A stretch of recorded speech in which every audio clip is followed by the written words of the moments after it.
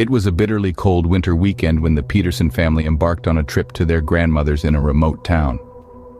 Nestled between the United States and Mexico, the quaint village, shrouded in an eerie silence, lay surrounded by dense forests.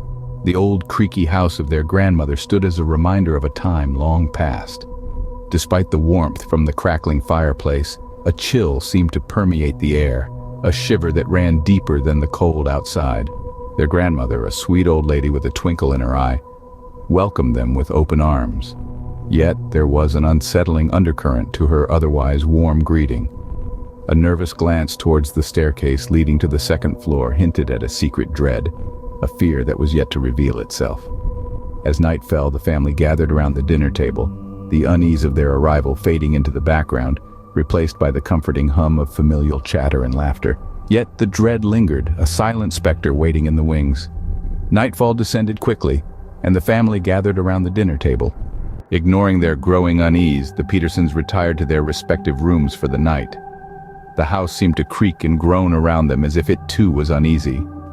The silence of the night was deafening, broken only by the occasional hoot of an owl or the rustling of leaves in the biting winter wind. The quiet was so profound, it felt almost unnatural, a stillness that seemed to seep into their bones. Young Tommy Peterson, in his room, tossed and turned in his bed, unable to find sleep's sweet oblivion. His mind was a whirlwind of thoughts, an unsettling sensation gnawing at the pit of his stomach. It felt as if 1,000 eyes were watching him from the shadows, their gaze piercing through the darkness. As he lay there, a faint scratching sound reached his ears. It was faint at first, barely audible over the rhythmic ticking of the clock on the wall. But slowly the scratching grew louder, more persistent. It seemed to be coming from beneath his bed. Fear gripped Tommy's heart, a cold, paralyzing fear that made his blood run cold. Every instinct screamed at him to run, to flee from the room, but curiosity, that insatiable human trait, held him in its grasp.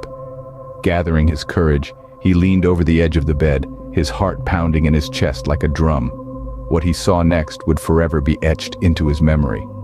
Two gleaming eyes stared back at him from the darkness under the bed. They were not the eyes of an animal or a human, but something far more sinister. They held a malevolent hunger that froze him in place, a primal terror that threatened to consume him whole.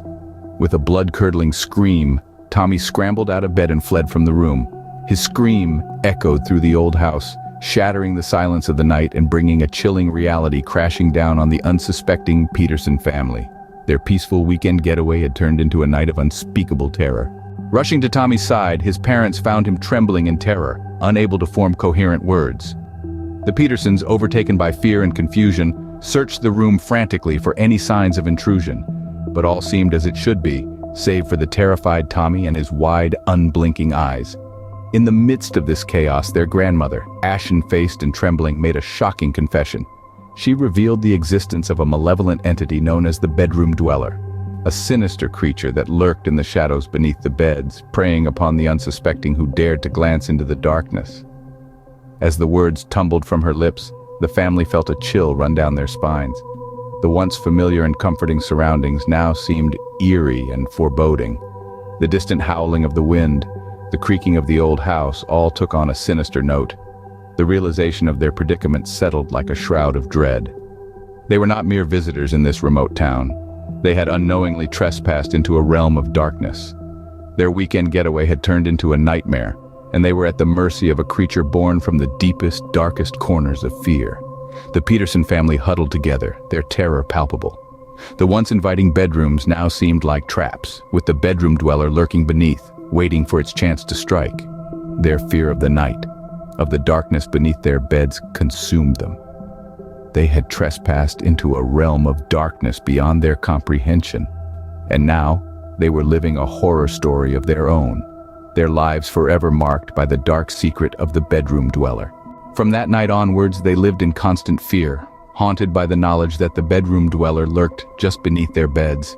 Every creak, every shadow, every whisper of the wind became a grim reminder of the lurking terror. Their lives were transformed into a chilling suspense, a perpetual state of anticipation for the creature's next strike.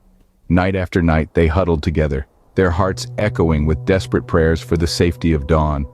The next morning, the Peterson family realized that their grandmother would not wake up.